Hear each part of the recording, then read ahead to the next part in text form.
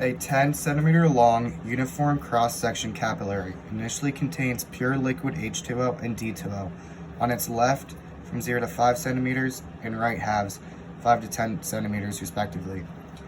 At time t is equal to 0.1 seconds, the maximum molar diffusion flux was 2.78 moles per meter squared per second.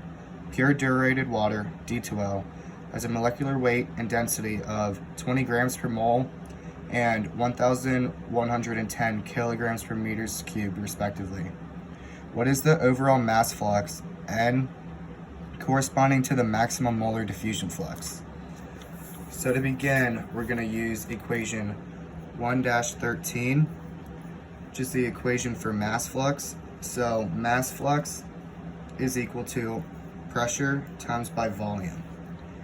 We are also going to be using equation 1-14, which is molar flux is equal to concentration times by volume. Knowing this, we're going to rearrange equation 1-14 in terms of volume. So volume is equal to molar flux all over concentration. We're going to plug this back into equation 1-13. So mass flux is equal to pressure times by molar flux all over concentration. And knowing this simplifies out to mass flux is equal to the molecular weight times by molar flux. We know another equation for molar flux, which is equation 1-20, which is molar flux is equal to molar diffusion flux plus concentration times by volume. We're going to use this equation and plug it back into this one. So mass flux is equivalent to molecular weight times by molar diffusion flux plus concentration times by volume. Since the volume doesn't change, this goes to 0. So then mass flux is equivalent to molecular weight times by molar diffusion flux.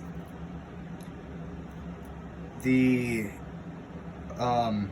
units for this are molecular weight is equal to kilograms per mole, and molar diffusion flux is equal to moles per meter squared per second.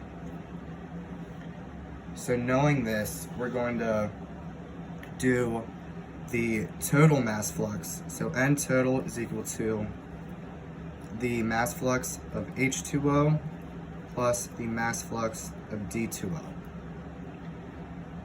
We know that the molecular weight of water is 18 grams per mole, but we're going to put it in terms of kilograms. So N total is equal to 18 to the negative third, because we're converting from grams to kilograms, and that's kilograms per mole. We're going to multiply that by the diffusion flux, which is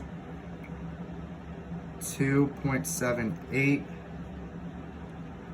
moles per meter squared per second.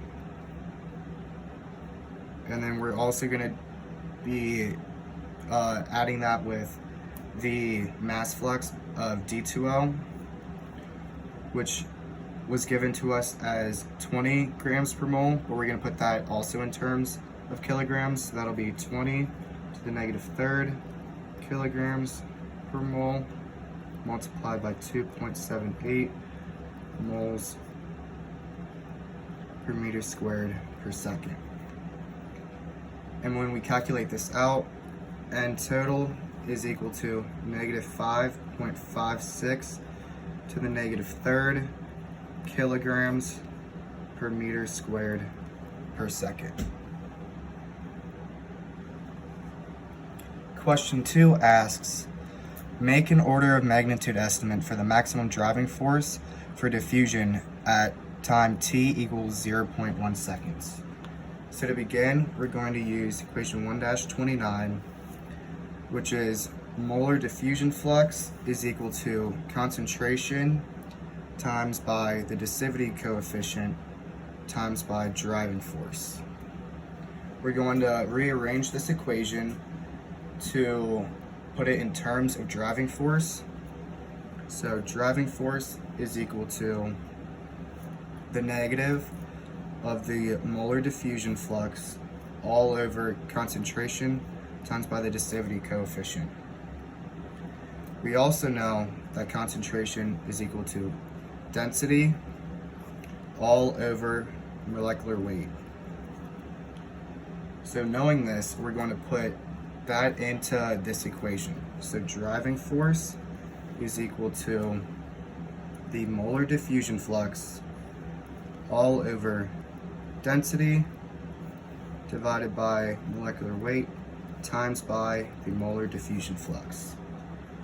So to solve for the driving force of H2O,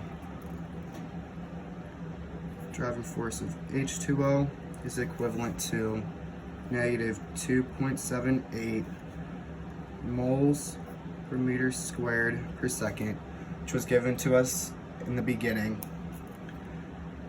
all over 1,000 kilograms per meters cubed divided by 18, which is the density of water, divided by 18 to the negative third kilograms per mole, which is the molecular weight of water in kilograms. And we're going to times this by the dissivity coefficient, which is a constant, which is 1 to the negative ninth meters squared per second. This equates out to negative 5.004 e to the negative fourth all over 1 meter. So D, the driving force of D2O, is equal to the negative molar diffusion flux at 2.78 moles per meter squared per second all over the density of D2O, which is given to us as 1,110 kilograms per meter cubed divided by its molecular weight of 20 e to the negative third kilograms per mole. We're going to multiply that by the dissivity coefficient of 1 e to the negative ninth meters squared per second. This all equates out to negative 5.009 e to the negative fourth all over 1 meter. So the order of magnitude is 10 to the negative fourth. Question 3 asked us to carefully sketch the initial t equal to 0.1 seconds, the intermediate of 60 seconds, and the final of infinity seconds for 4 different mass transport profiles. The first being mass concentration, in other terms density, molar concentration, molar diffusion flux, and mass flux. To begin, we were given the density of water, which is shown in red, which is 1,000 kilograms per meters cubed, and D2O, which has a density of 1,110 kilograms per meters cubed. Water is shown on the left, and it is at 1,000, and then after 5 centimeters, it goes down all the way to 0 for the initial. D2O is shown at 1,110 on the right side of the capillary tube, and dips down to 0 on the left. The intermediate, as the two liquids begin to mix and merge, it is showing that their densities are beginning to separate throughout the entire capillary tube. And at the final, their density is even across the entire capillary tube, with D2Os being slightly higher because its density is a little bit higher.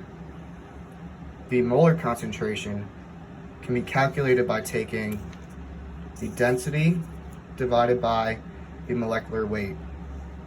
So the concentration of H2O, the density is given to us as 1,000 kilograms per meters cubed, which is equal to 1,000 grams per liter. Dividing this by the molecular weight of 18 grams per mole, we get 55.56 moles per liter for the concentration of H2O. The concentration of D2O, we were given the density as 1,110 kilograms per meters cubed, which is equivalent to 1,110 grams per liter. We divide that by its molecular weight, which is given to us as 20 grams per mole. This gives us 55.5 moles per liter. In the beginning, H2O in red is at 55.56 moles per liter, and then after 5 centimeters it dips down to 0. D2O, whose concentration is 55.5 moles per liter, on the right dips down to 0 on the left because the two liquids have not begun to mix. As the two liquids begin to mix across the 5 centimeter mark, their concentrations begin to combine. And after the mixture has completely mixed, after infinity seconds, they're on the same line. The molar diffusion flux, which was given to us as 2.78 moles per meter squared per second. Its initial, which is shown between 4 centimeters, 5 centimeters to the middle point, and 6 centimeters. At 5 centimeters, the molar diffusion flux is at its highest because that's where the two liquids are beginning to meet. For the intermediate, as time goes by, from 0 centimeters to 5 centimeters to 10 centimeters, the two liquids slowly begin to diffuse together. At infinity seconds, they are completely diffused. The mass flux, which we calculated in question 1 as negative 5.56 e to the negative third kilograms per meter squared per second, is shown from position of 5 centimeters at its highest because the two liquids are beginning to merge. As they begin to merge, you can see the curve begins to flatten out and disperse evenly throughout the position. And at infinity seconds, the two liquids have completely mixed, so its mass flux is 0.